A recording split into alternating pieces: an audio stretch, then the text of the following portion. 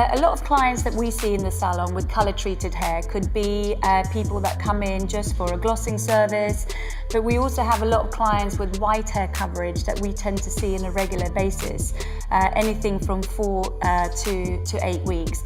And the people that come more frequently into the salon often feels that their hair can look a bit dull, lack of shine, and sometimes the hair can almost look a little bit heavy through the length and ends. So for all of our colour clients, we would always start with a consultation, and that's really important for us throughout the service as well. So we don't just have a consultation once, we have it every time the client comes in, and especially for colour clients. The boosters are fantastic, especially to revive the hair when it feels slightly dull.